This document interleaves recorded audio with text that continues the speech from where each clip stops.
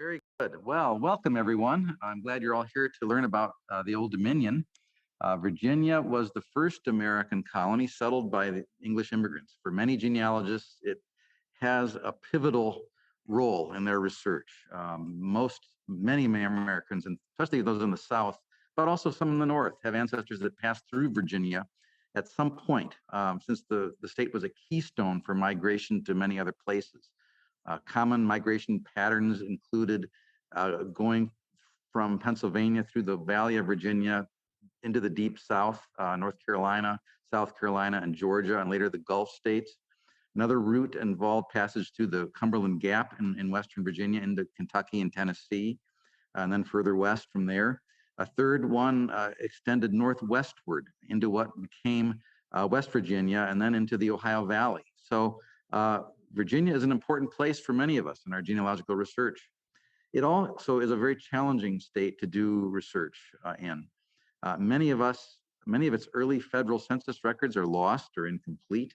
Many of its courthouses burned over the centuries, especially during the Civil War.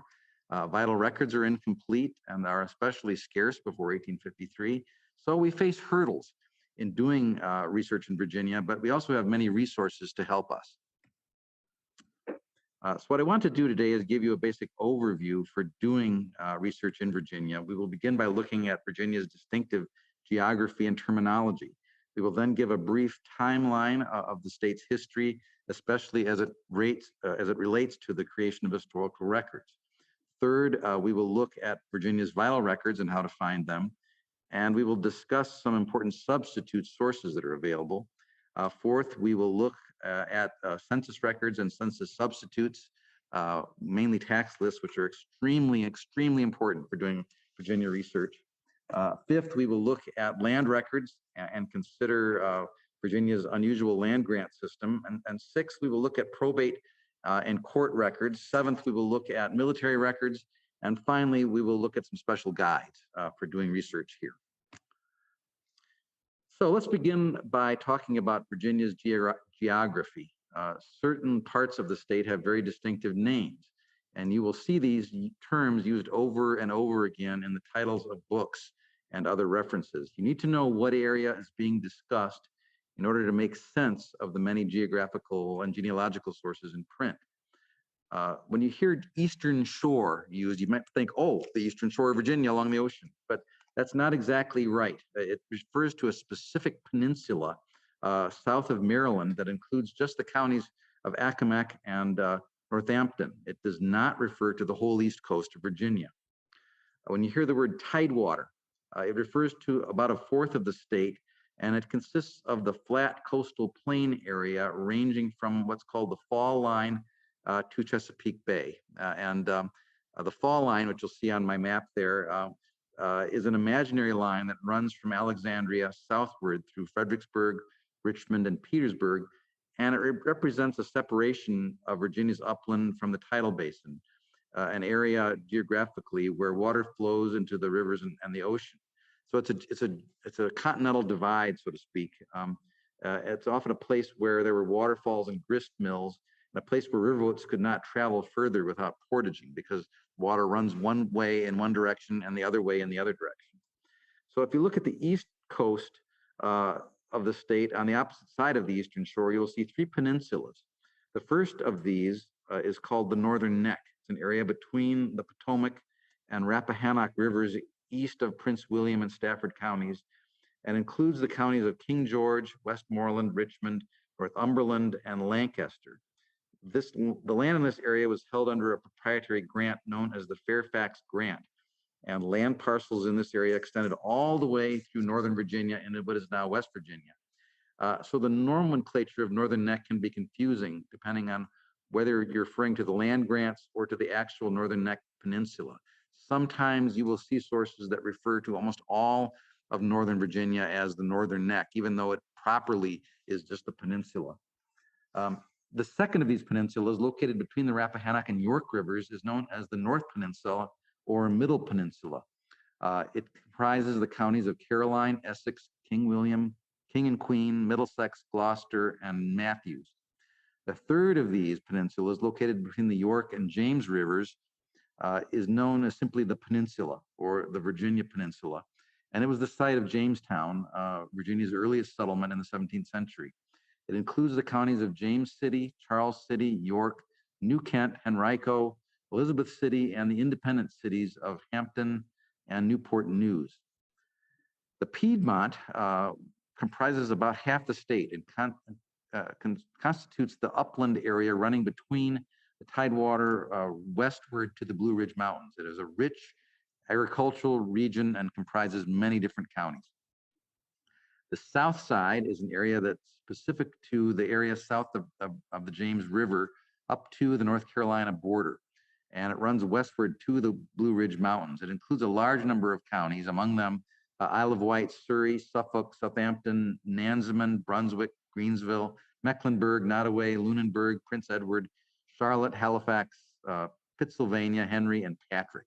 So it's a big area, and you'll see publications called the Southside Virginian, which is a journal which I'll talk about, but just covers those particular areas. The Valley of Virginia refers to an area between the Blue Ridge and Allegheny Mountains along the West Virginia border. It is also referenced or referred to as sometimes the Shenandoah Valley, and it stretches southward from Frederick County in the north and includes 9 other counties: Augusta, Rockingham, Page, Shenandoah, Warren, Clark, Jefferson, Berkeley, Rockbridge, and Botetourt. Augusta was the parent of many of these counties, and so you'll find a lot of people moving into that area just before and after the Revolutionary War. A lot of Scots-Irish and Germans went into that area. The term Western Virginia, not West Virginia, includes those counties south of the Shenandoah Valley and west of the city of Roanoke. Includes the counties of Wythe, Wise, Smith, Grayson, Montgomery, Tazewell, Scott, and Lee counties, among others. So it's in a western area. Map to show you. It shows the peninsulas in a little more detail: the Northern Neck, the Middle Peninsula, and the Virginia Peninsula. Just to give you an idea of what that looks like in the early days. And the Eastern Shore, of course, is that little jutting area that's part of Virginia that's south of Maryland. So before we get into talking about the specific records, I want to go into looking at the timeline of Virginia, specifically as it relates to record keeping. It helps to have this basic outline understanding in our minds before we get into the records themselves. In 1607, 105 men settled on the north shore of the James River, founding the colony of Jamestown. The cultivation of tobacco helped justify the colony's existence. In 1619, 4 major political divisions were created, all on the peninsula: James City, Elizabeth City, Charles City, and Henrico City. Those all became counties. Also that year, the government began distributing land in a system known as head rights, where a land was awarded to applicants based on the number of people they brought into the county, often as indentured servants. More about that as we later as we talk about land records. In 1624, Virginia was chartered as a royal county with the establishment of the Anglican Church as the official church of the county. 10 years later, we see the beginnings of a county system with 8 shires: Accomack, Charles City, Charles River, which later became York County, Elizabeth City, Henrico, James City, Warwick-Squeak, which became Isle of Wight County, and Warwick River, which later became Warwick County. The system of primogeniture was established, whereby the eldest son received the property of the father if no will was made. So it was just assumed that the eldest son would get everything. That was very much an English system that they perpetuated over in Virginia. In 1660, slavery was formally established, although slaves had come into the colony before that date. African slaves began to be imported in large numbers after the 1660 date. Prior to that time, many of them had been indentured. More white settlers arrived as well, and there were pressures to settle more areas of the colony inland, which set them at odds with the governor and with the treaties signed with the Indians. In 1675-76, Bacon's Rebellion erupted when a group of planters resented the governor's concessions to the Indians and demanded both land and retaliation from Indian attacks. The rebellion was suppressed. Some of the leaders were hanged, but it was an important event early in America as a protest event. In 1698, a fire in Jamestown destroyed many of the colony's earliest records. Williamsburg was established as the capital the following year. Throughout the early 18th century, more colonists arrived and many sought new land in Virginia's interior, pushing outward from the original 8 shires on the peninsula. Many of these new immigrants included Scots-Irish, who began settling in large numbers in the valley, and Germans who established the Germana colony in Culpeper County between 1717 and 1722. So if you have an early German person living in Virginia, you want to look at Culpeper County in that early time period as a possible origin place. The French and Indian War occurred between 1752 and 1763, which led to the defeat of the Indians and their French allies and brought about more interior settlement. Then the discovery of the Cumberland Gap encouraged a great flow of settlement into what is now Kentucky and Tennessee, especially after the Revolutionary War. During the Revolution, Virginia became a battleground state, and the British Army occupied much of it. Though they faced a rising resistance from the populace, many colonists served in militia units, though records are spotty and not all lists survive. Other county records were also lost during the war. A number of mercenary Hessian soldiers in the British Army deserted and remained in Virginia afterwards as colonists. The Revolutionary War and its aftermath brought many changes to Virginia. The system of primogeniture was abolished, and all children of a deceased person could now claim a portion of an estate equally. That's important as we look at genealogical records. You will see this change reflected in wills and probate records at the time. And many people stopped writing wills after the Revolutionary War when you find a lot more of them beforehand. It's because the laws had changed and they assumed that people would, their children would inherit equally. So that had an impact on the number of wills that you're going to find. The capital moved to Richmond, from Williamsburg, and the so-called Virginia Military District opened in the Ohio Valley through the efforts of General George Rogers Clark, with many revolutionary veterans moving there in the 1780s and 90s, settling around Cincinnati and that area, sometimes going down the Ohio River to that area. Eventually, the state was forced to cede all of the old Northwest Territory to the United States before the passage of the Northwest Ordinance in 1787. In 1788, Virginia became a state. The Anglican Church was formally disestablished as the official church, although it continued on as the Episcopal Church. Many new denominations gained a foothold at this time, including Methodists, Baptists, Lutherans, and Quakers. Quakers actually go back before that. All of them kept records, though not all have survived. In 1853, Virginia established a system of civil registrations for birth, marriage, and death records. Through 1896, and about 65% of those county records survive. The Civil War brought devastation to the state. West Virginia split off from Virginia in 1863. Many courthouses were burned at that time and their local records were destroyed. But vital records, which were kept at the state level, have generally survived for about 65% of the counties, which is good.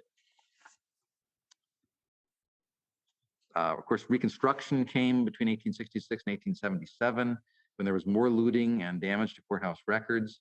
The keeping of vital records, which had ceased in 1896, resumed in 1912, and they have remained continuous ever since that time.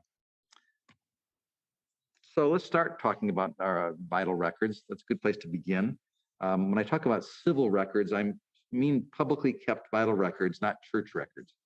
I will begin by examining these kinds of birth, marriage, and death records, and we'll discuss some alternatives to these records since they are not complete and they are not existent before 1853. We will also be looking at church records, cemeteries, family Bible records, newspapers, and manuscript collections, all as alternatives to vital records. So marriage records. Before 1660, all marriages for the Virginia were issued by licenses from the governor. Very few of those records before 1660 survive. Between 1660 and 1853, a system of marriage bonds was established.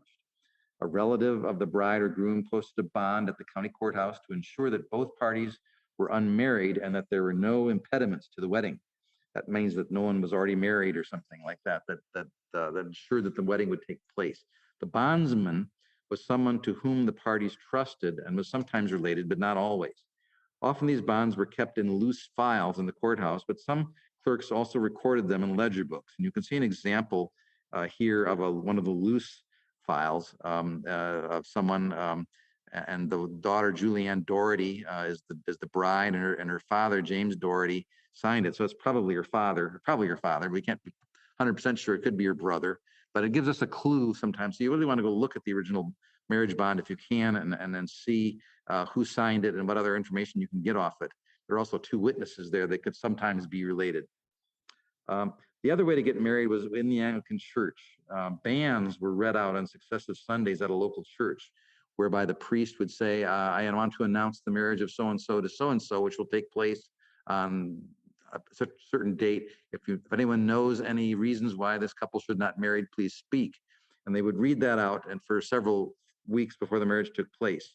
Unfortunately, very few of these marriage bans survive, but sometimes you'll see them recorded in the few church records that survive from the early period, but they're rare. The Revolutionary War changed the marriage practices with the disestablishment of the Anglican Church. All Christian ministers at that time were allowed to perform legal marriages after 1780. And Quakers could also perform marriages. They exist before that, and you'll find Quaker marriages going back into the early 1700s, but they were not always recognized as being valid because they were not married in the official church at that time.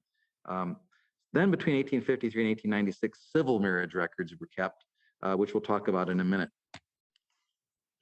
So we have lots of examples of different things we can go look at for marriage records. There are lots of surviving pre-1853 marriage bonds that have been published in book form. So you can look in our catalog under a particular county. This is from Loudoun County in Northern Virginia, and find a book that covers the marriage records, usually up to the 1853 cutoff when the civil records begin. At a minimum, they will show the bride, the groom, and the date. Sometimes the better ones will give us the name of the bondsman or the name of the minister that performed the marriage. That's always good to find. It's always good, though, to go back to the original if you can locate it, because it might give you more information. This is one from Loudoun County Marriages, 1757 to 1853, which was published in 1985. Very common type of marriage book you'll find. The better abstracts will also give us, as I said, the name will also indicate that the person is a free person of color, because free people of color who are not slaves were also allowed to take out marriage bonds and get married, and they can be useful for researching people of color in the early days of the county. So for some indexes that are online include Virginia marriages 1740, 1850, and Virginia marriages to 1800, both of which are available on Ancestry. Ancestry also has indexes and digital images of typescript marriage bond compilations for a number of counties. None of the original bond books are digitized on Ancestry to my knowledge. Family Search, however, does have a, I should go back, I'm not quite ready to move that one yet. Family Search does have a different database which spans from 1785 to 1940. It also shows abstracts of names for the bride and groom and their parents, the county of the marriage, and the date. The bulk of these records are taken from civil marriages after 1853, despite the 1785 date. For the post-1853 period, we here in the Genealogy Center have microfilms of the extant civil marriage registrations from the 1853 to 1930s. These are also available online. So you probably want to go to online rather than try to navigate the microfilm. They're available online on Family Search. Within each county, the marriages are arranged chronologically in large ledgers. Only 65% of the county records survive, but they are available digitally on Family Search, so they're very useful to look at.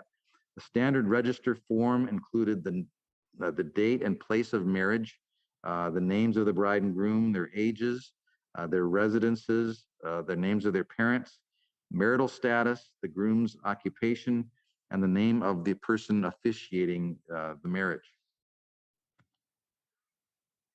Here's the index page for the Virginia marriage records 1936 to 2014, which is available on Ancestry. It's a great index for the latter part of the 20th century. It includes links to some, but not all of the actual licenses. Licenses at this time include a lot of detailed information, including in some dates, the birth dates and the parents of the bride and groom. So if you've got a later marriage you're looking for, these are great tools. Let's look at birth records. As with marriages, civil birth records began in 1853, although again, there are only about 65% complete and lost for many counties. Births, marriages, and deaths were recorded in separate ledger books and always by county and usually by year. Within a given year, the names may be arranged alphabetically or chronologically. As you read the headings across the ledger book page, they could be a variety of different things. It could say the name of the child, the names of the parents, whether they're a single birth or a twin, the place of birth, the name of the informant, and their relationship to the child. These are available on Family Search under Virginia and Vital Records. You may need to go, usually you need to go to the state of Virginia and then look under Vital Records and then look under the county rather than going to under the county, because the county has will have a different set of ledger books that are separate from the state records that were kept at the state level. That's why they're in different places on Family Search. Slaves were also recorded in these registers, but the owner, not the parents, were listed. They do include the date of birth, gender, and plantation or area of birth, but usually the given name is left blank. Slave owners in the 1853 to 1865 period were interested in protecting their property. And ironically, they often took more care in registering slave births than they did members of their own white families. The keeping of civil birth records stopped in 1896, but resumed in 1912. Many people got what were termed delayed birth records, which meant that they did not have an original birth record, but filed for one later by filing an affidavit attesting to their birth. In this example here that I'm showing, we have a record of a child being born in 1904, but since there were no official records being kept, the birth was not recorded until 1918. And then it was later filed in 1959 with a formal certificate. So you'll find earlier births in these records. Here's the search page for the Ancestry Birth database, which looks a little bit different now. Covers 1912 to 2015 and delayed birth records 1721 to 1911. It may be somewhat puzzling that more recent birth records from Virginia are digitized and online, but the older civil registrations, 1853 to 1896, are not always. The library has them on microfilm here, so you can search them if you need to, or you can go into Family Search and go under the state. They say go under the state and then look under Vital Records and then look for your particular county to see what exists for a particular area. And you'll see how these registers are arranged. Sometimes they aren't even page numbered, but they'll be arranged by date, and they'll find names listed in rough chronological order. They can be out of order, the name of the child, the names of the parents, and other sundry information across the page. And here's the civil births and christening page that's on Family Search. It covers 1853 to 1917. The abstracts include the name of the child, parents, their sex, county of birth, and date. Be aware that the actual birth records contain more information, including the name of the informant and their relationship, as well as the occupation of the father. And these clues can be really critical when you're trying to sort out children of the same name born in the same county. Knowing who is the informant can be an aunt or a sibling or somebody like that can really help you determine the identity of the person. Okay, death records, civil death records like birth records were recorded in large ledgers in the early days. They include the date and place of the death, the name of the deceased, the occupation, the name of the spouse, the names of the parents, an age often left blank for older people, but usually filled in for children, and the name and relationship of the informant, which can often be a child, which can be important. These registers are also here on film, but they're also digital and available online on Family Search. As with the birth and marriages records, these are not, they may not always be available digitally, but many of them are digitally available. They're only 65% complete for Virginia's counties. Here's an example sample page of an abstract that's on Ancestry for someone who died. It gives you their birth date, their approximate birth date, their death date, the county of birth, the county of death, their age at death, race, gender, and parents' names, and the family history number or microfilm number. You can take that number and then go into the family search page and look for the actual record. It can be a helpful clue to jumping from one to the other.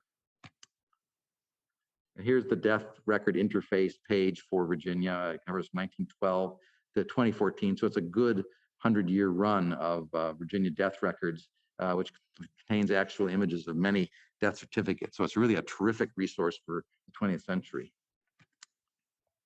So let's turn to church records. Because of the widespread destruction of vital records and because they began to be kept rather late in the 1850s, church records are an important alternative that preserve information about birth, marriages, and deaths. Church records are one of those groups of sources that help us to give us a substitute. The problem, of course, is that many early church records have been destroyed, but many of those, and some have not been published yet, though many have been published. As I've already discussed, prior to the Revolutionary War, the Anglican Church, later the Episcopal Church, was the official church of the colony. In theory, everyone was supposed to baptize their children and be buried from the church. Of course, that did not always happen. People lived in remote areas. They lived up different branches and streams, and getting to church was difficult. Children were born. They were never formally baptized. And of course, many of the registers themselves have been lost over the years.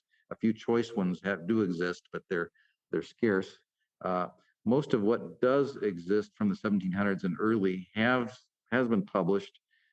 Some denominations rejected the Anglican Church and kept their own records. The Quakers, the Presbyterians, the Baptists, and the Lutherans all have records dating from the 1700s, even before 1780, when they were officially mandated with the creation of the state.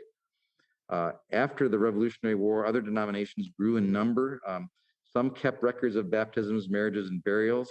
Some only kept minutes of meetings, which may have mentioned various vital events that happened, but not always. It's like if someone died, they might be mentioned a minute or a list of members rather than a formal burial record. Some of them are in local custody in the church. Some have been digitized by Family Search, and some are in the Library of Virginia and have not been digitized. A useful guide to those that are in the Library of Virginia is called A Guide to Church Records in the Library of Virginia, second edition by Gerald Gademore. It's published in 2001. You can also go to their online catalog and search for the specific church if there's one that you're interested in. So it can be helpful.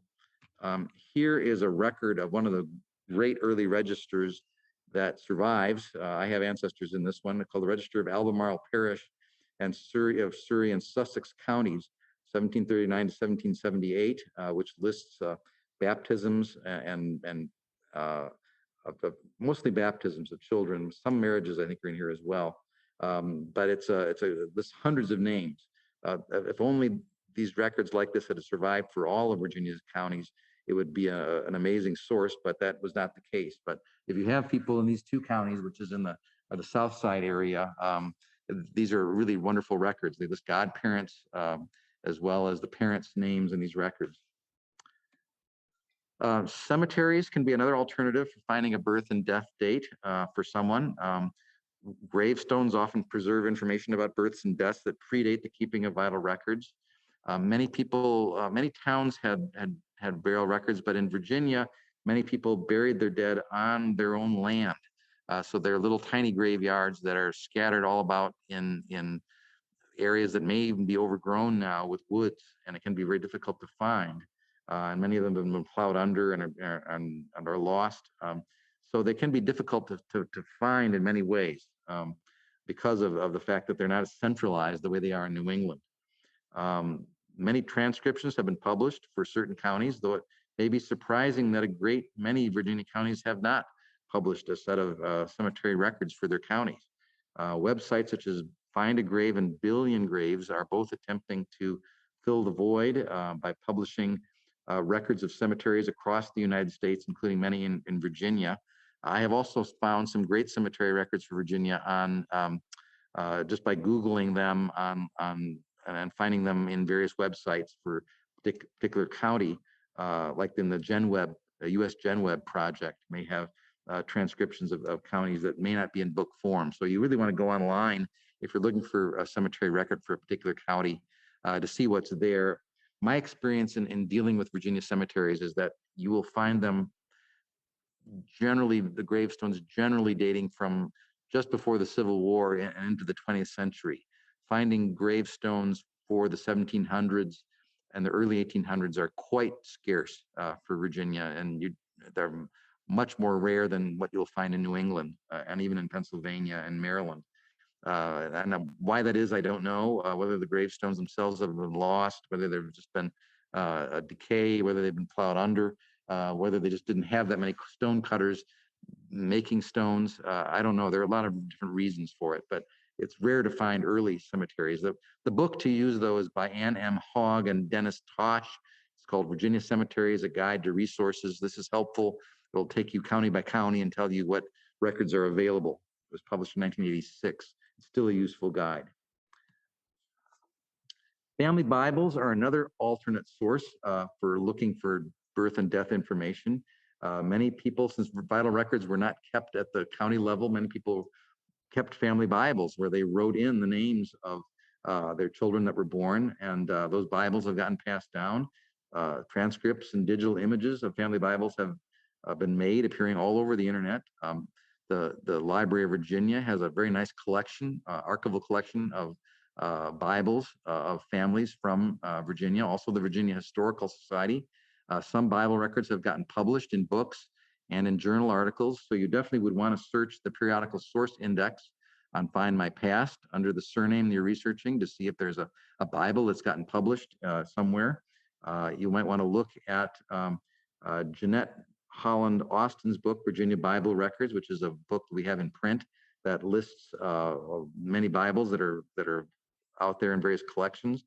The Library of Virginia, as I say, has its big collection of Bibles. And this book by Dale Harder, excuse me, published in a couple of volumes, lists the Bibles that they have. You can also go to their website and look under the family name to see what they might have for that particular family.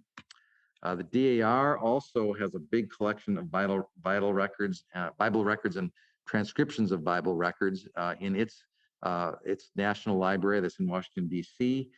You can get copies of these transcripts that were often published in their genealogical reports, and many of thousands of family Bibles are in here, many of them from Virginia families. So you might want to look for that. It's called Bible Records and Transcriptions. It has records of about 60,000 Bible records, including many Virginia families in it. Other vital record substitutes include newspapers, including death and obituary notices. You will find obituaries and small death notices, even from the early 1800s in Virginia, but more so, I would say, around the Civil War era and after. But you'll find some earlier ones in Virginia. You want to check America's Genealogy Bank, Newspaper Archive, and newspapers.com, all three of which are databases that we have here in the Genealogy Center. There are manuscript collections at the Library of Virginia, the University of Virginia, and the Virginia Historical Society of newspapers, as well as personal papers of people who left diaries and letters, which may have dates in them and are worth looking for and exploring. If someone attended a church and you know the minister of that church, it's possible that the minister kept a diary of people that he ministered to, and you might find a record of their diary and then find a vital record in that. Of course, also the Chronicling America website on the Library of Congress webpage is also a great tool for looking at digitized newspapers from across the country, especially Virginia. So let's talk about census records. Census records can be a challenge to use in Virginia because the 1790 and 1800 censuses were lost, and those of 1810 are partial. The missing counties include Grayson, Greenbrier, Halifax, Henry, James City, King William, Lee, Louisa, Mecklenburg, Nansemond, Northampton, Orange, Patrick, Pittsylvania, Russell, and Tazewell. So those, if you look online, you won't find them. They're not digitized because they don't exist.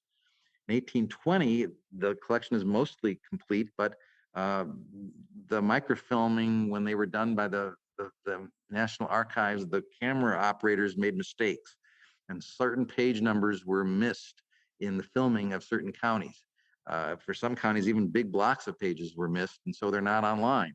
They're not on Ancestry. They're not on Family Search. To find out what those are, the Virginia Genealogist, Volume 18, 1974, has an article that talks about the schedules that were missed and has some indexing for some of the pages that were missed. My hope is that someday they will go back into the archives at the National Archives and refilm those early census books, especially for those missing counties or the counties that are only partial, so that we can get a complete run of the pages that are lost. Of course, 1890 census was lost entirely for Virginia, except for parts of Floyd County and the Union, but the Union veterans schedules do survive. So what do you do for substitutes? Here you really need to use tax records, land tax records, and personal property tax records, which begin statewide in 1782. They were kept at the state level in Richmond, and so they have survived, whereas many other records burned. So a burned county that lost its deeds and wills and everything may have tax records that survive back to 1782, which can be really, really crucial and really, really helpful in dealing with a burned county. Now, there's a set of books by Nettie Schreiner Yantis called the 1780 Census of Virginia, published in 3 volumes, which she went through the 1787 tax lists, personal property tax lists, and indexed them, which acts kind of like as a 1790 census substitute. There's also her supplement to the 1810 Census of Virginia, where she goes over those counties that are not on the 1810 census and publishes tax lists for those censuses that are missing. So those are really very critical. And I'll tell you about another website in just a minute. Tithable records are also another alternative source. These go back before the Revolution, of course, because the church was disestablished in 1780. But in the pre-revolutionary era, people were required to pay tithes to the Anglican Church. And these tithing records can exist for certain counties. They act sort of like substitute censuses, but you'll find these throughout Virginia in certain parishes that list names, and sometimes they'll list amount of tithe they were paying, but they can be really good substitutes. And then there are also some voter lists and poll books that have survived for certain counties as well. I want to talk again about tax lists, because this website is particularly helpful for doing tax record research. And the website, I don't think it's on your handout, so you might want to jot this down. It's called www.binsgenealogy.com, BINNS genealogy.com. It's a free website that you can get to online that has a 1790 and an 1800 tax index, statewide tax index, that will allow you to search for names in tax lists, personal property tax lists for those missing census years. It can be a great tool for finding people in that 1790, 1800 time period. Now, they also have something called the Virginia Tax Club, and you can pay like $40 or $50, and they'll give you a password that will get you into their tax club, and that gives you access to more years for certain counties. Not all of the counties are in here. They are not adding new content to this website anymore, but it's a jewel of a website, and it's not often used very much. I refer people to it all the time because it gives you a window into that 1790 to 1800 period when there are no census records for Virginia. So Bin's Genealogy, look for it online. Let's turn now to land records, which is one of the best ways to trace families in Virginia, especially in the 1600s and 1700s. Land transactions exist in a number of different forms. The earliest were called head rights, which I alluded to at the beginning of this lecture. They also include Northern Neck proprietary grants, colonial office, land office patents, Virginia land office warrants and surveys, military bounty land warrants, and deeds. Pictured here is an original Virginia land warrant. So let's talk about head rights for a minute. Head rights are one of the best ways of tracing a family in Virginia in the 1600s. The system flourished from 1618 to the early 18th century and died out about 1725. A Virginia resident of that period can obtain a grant of up to 50 acres for every person the applicant imported or brought over into the colony for whom they paid the transportation costs. These records are valuable for not only documenting the person getting the land grant, but also for the names of new immigrants being listed in these grants, many of whom were indentured servants. The date of these immigrants' arrivals did not always correspond with the date of the patent. Some people arrived many years before a formal claim was made for them. So seeing a name of an immigrant on a headright grant does not indicate that he lived in the same county as the patentee, though it might be a clue. More than one person may have claimed land for the same immigrant, with his name appearing in more than one patent. And the new landowners were required to pay the crown a shilling for every 50 acres owned, and to either build a house, keep livestock, or cultivate an acre of the ground within 3 years of the patent. Widows and orphans could get extensions, but it doesn't always mean that everybody did what they were supposed to do. And so some people had their land taken from them and regranted to somebody else. But if you're looking for an early immigrant into Virginia in the 1600s, you want to go to this source. It's called Cavaliers and Pioneers, Abstracts of Virginia Land Patents and Grants by Nell Marion Nugent, Nugent. It was published in 3 volumes. It covers the years 1623 to 1695. And then it was extended into 7 volumes, going all the way up to 1782, even though the headright system had ceased and other forms of land warrants and grants were issued at the later period. Okay, the Northern Neck proprietary grants were in the area of what's technically the Northern Neck area, which was the northernmost peninsula, but it was also extended into areas that extended west of that. It became known as the Fairfax Grant after Lord Fairfax, who was an Englishman who was granted a huge amount of land in Northern Virginia and eventually sold it off to individual settlers. It includes that area that covers between the Rappahannock and Potomac rivers, but also extended westward into western Virginia. It includes the counties of Lancaster, Northumberland, Richmond, Westmoreland, King George, Stafford, Culpeper, Madison, Rappahannock, Fauquier, Loudoun, Fairfax, Prince William, Arlington, Clark, Frederick, Warren, Shenandoah, and part of Page County. So if you have ancestors in the northern part of the colony in the 1700s, this is the set that you want to look at for a possible grant. There's a set of books published by Gertrude Gray. It's in a set of 4 volumes called Virginia Northern Neck Proprietary Grants. It's fully indexed, not only for the grantees, but also for the persons who had adjoining land to the grants.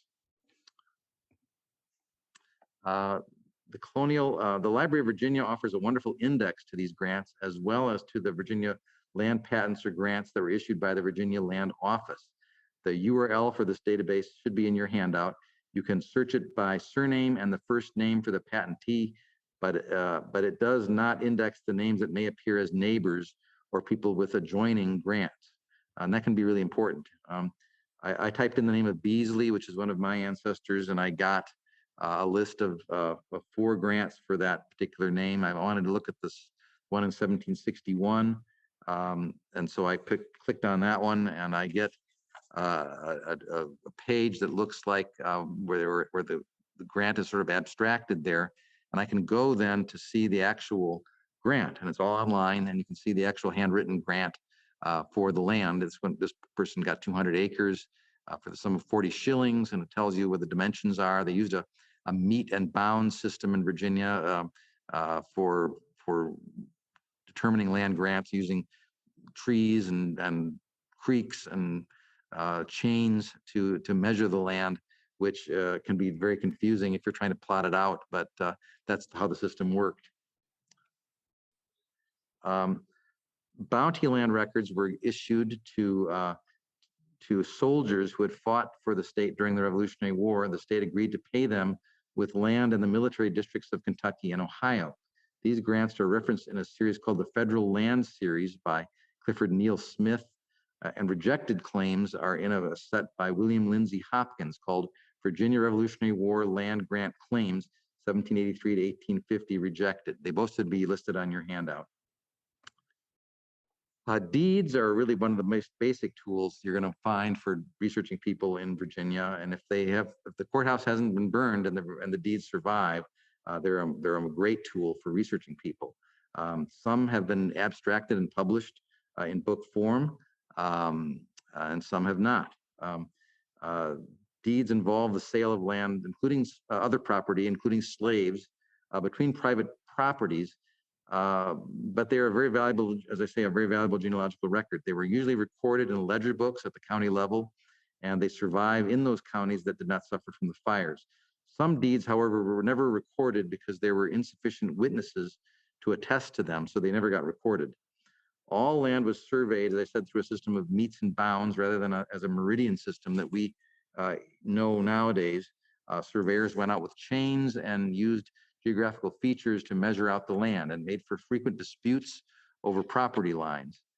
To search a deed, check out our catalog to see if there's a book of abstracts available for the county that you want. This one is from Lunenburg, and it covers 1845 to 1849. That particular county has a whole range of deed books that have been published. Some have earlier deed books that have published, and some have not had them published. You also want to go to the Virginia.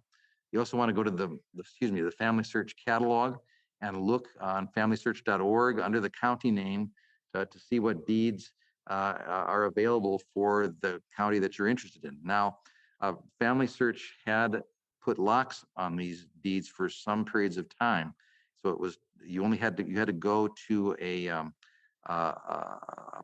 participating library or an LDS branch library in order to actually view the deeds.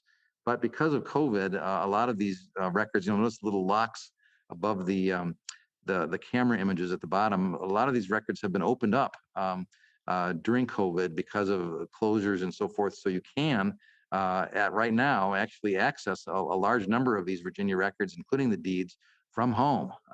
So it's a great time to do Virginia research and to get into these records and to make use of them. It's possible that the records may get locked again at some point in the future. I can't say. I don't know what the agreements are between Family Search and the original record custodian. Right now, they are open, so by all means, use them. Wills and probates, which are also open online, are important as a valuable tool for finding names of children of a person who died. So a person making a will usually named his children or his other heirs, as sometimes relatives, but not always, in a will. Remember that before 1786, the practice of primogeniture was in place, which guided the settlement of probate matters. In many cases, this practice designated the eldest son as the recipient of all or most of the real property or the land of the deceased, with the widow receiving what was called her dower right, or 1/3 of the estate. Sometimes, as we see in these examples of will abstracts, testators gave other parcels of land to other sons, and they made wills in order to do that. So the system was only a guide and could be overridden if someone made a will on their own where they divided the property the way they wanted. Sometimes the eldest son was deeded his land in a gift long before his father died, and the will designated the other property, both real and personal, to the remaining heirs. Often it was a custom for the daughters to get the slaves and the sons to get the lambs. That's sort of a common practice you'll see in these early wills. Under primogeniture, when a widow died, it was already determined that the eldest son would get her share. But if the man died without a will, the eldest son received all the real estate automatically. If a man with no will died unmarried and had no children, his eldest brother became his heir at law, never his father, his mother, his uncle, or someone of an earlier generation. If he were married but had no children, the wife got her dower share of 1/3, but had to petition the court to obtain control for the rest of the land, which had to be repatented to her. Personal property, including slaves, as well as furniture, beds, chests, tools, and things like that, were divided usually among the widow and all of the surviving children in a matter that was decided by the testator. I said a lot of the slaves often went to the daughters. In this example, we see a testator leaving a cane and a sword to his heirs. You will sometimes find what are termed nuncupative wills, which are wills taken down orally on the testator's deathbed and witnessed but not signed in the manner of a traditional will. Non-cooperative wills were deemed legal in Virginia court, so you will find those early on. After 1786, the law changed, and primogeniture was no longer guided probate matters. All children of the deceased had the right then to inherit the whole estate equally, though the widow was still guaranteed her dower of 1/3. Because of this change, you will find fewer wills written in the early 1800s than you will in the 1700s. A lot of Virginia will books have been digitized, and they're available on Family Search. You can go under the county and look to see what's been digitized. They're not, however, on Ancestry, so the only place to look for them is by going into the Family Search and going under the county and seeing what's available. There are many outstanding will abstract books that are available for Virginia counties. Many of those were published in the last 30 years. There are also some excellent older compilations. So be sure to check our catalog under the name of the county and see if a will abstract for a particular county exists. It's really helpful to know if there are abstracts, even though we always tell you to look at the original records. And yes, you want to look at the original records, but if there are abstracts available, this will be a great tool to look for witnesses and other people that may be on a will that may not be indexed in an original book. So you might be able to pick up your ancestor as a witness to somebody else's will. That would give you some clues about who they were and how they might be connected. So if there are abstracts, by all means, look for them. When someone died without a will, the estate was settled by the court, and you'll need to check the court minute books for the county of interest if they survive for a book of settlement. Sometimes they will list the heirs, but not always. Usually the widow is listed, but all the other children may or may not be listed. There may be inventories. The court usually appointed 3 local men to appraise the estate, and they then came back to court with an inventory of the real and personal property, which then got recorded in the court minute books or sometimes in a separate probate book. So, and in these inventories, usually there were 2. Sometimes you'll find an inventory just listing the property and their value, and sometimes you'll find a second inventory after the sale of the property where the buyers were actually listed. So you'll sometimes want to look for 2 separate inventories. They may not both be recorded, however. And sometimes you'll find people buying at these estates, our relatives, in-laws, and so forth. You also want to look for guardianship records. Many orphan children, but not all orphan children, were often designated under the care of a guardian who would then returned accounts to the court for their expenses, their books, their personal supplies, and everything they needed would be returned to the court and then recorded. Poorer children tended not to get guardians, though. Middle-class children and upper-class children did. So you may not always find a guardianship for someone. Some were assigned to apprentices, and so there may not be a guardianship, but there may be an apprentice or someone being bound out in the court records. So that'll be another clue of a child being assigned to a guardian that way, or to work for a master. There are a number of will indexes. The best one published is a statewide one by Clayton Torrance called Virginia Wills and Administrations, 1632 to 1800. He lists the decedents by surname and then the county and year of probate. The wills are designated with a W, inventories with an I, administrations with an A. This book was originally published in 1930, and while it's considered the standard source, it has some omissions and errors. The wills of burned counties were often lost, but sometimes a copy turned up in a surviving county, a surrounding county, especially if the person had property holdings in more than one county. So the main county that he lived in may have perished, but there may be a second copy of it in an adjoining county. So you want to look for that as a possibility. There's a set of books out by Wesley Pippinger entitled Index to Virginia Estates, 1800 to 1865. There are 10 volumes in the series. The counties are arranged by sort of geographical area clustered together. But these are great. They give a list of will or an estate sale or an account or inventory or a guardianship for the 1800 to 1865 period, which is a hard period of time to work with. So it's a great alternate source. The Library of Virginia offers an online index of pre-1800 wills and order books for 53 Virginia counties. It corrects some errors that were found in Torrance and includes references to some wills not included in Torrance. It is not an every name index, however, only a testator index. So here's an example of one of my ancestors, Edward McMullen. He died in 1788 in Botetourt County. I can find the reference to it there, to the will and the date. But if I wanted to see the actual document, I would have to go look for it on digitized on Family Search, or to look for an abstract of it in a printed book. Here's an example of a wills and administrations book for Northampton County, Virginia, 1632 to 1802, which has it's well done. This one by James Handley Marshall. You see nice transcripts of the wills for that particular county. There are other types of court records that you need to be aware of. Court order books, where there were civil and criminal matters were recorded. Road surveys, people were appointed to build roads in a county, and they were ordered to be on road crews. So you'll find names there. You'll find indentures, as I said. You'll find bastardy bonds. When a child was born out of wedlock to a woman, the court wanted to make sure that that baby was not put under public care. So they wanted to find out who the father was and make that person pay. Excuse me. So you want to go into the court minutes to see if there is a bastardy record for a person if you think you have an illegitimate situation going on.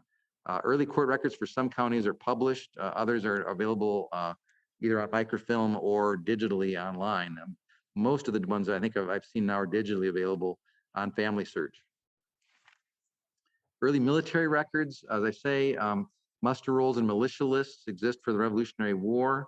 There are federal pension records for the Revolutionary War and the War of 1812 that are online. Service records for various wars are available, sometimes in printed form, sometimes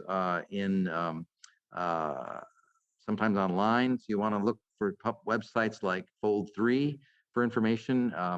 Virginia Public Claims, these were people that who lost property during the Revolutionary War. They didn't necessarily fight in the war, but they gave up crops or ham or food or corn, something like that, to either the British or the American Army, and they put in claims for property that was lost. And so these can be very helpful. There's a set of books published for those by Janice Abercrombie, which lists all of the people who made claims in the early 1780s for property that was lost. The Virginia in the Revolution, a source guide for genealogists and historians by Eric Grunset and the staff of the DAR library, is a wonderful tool for a bibliographic tool for searching for Virginia-related records for the Revolutionary War era.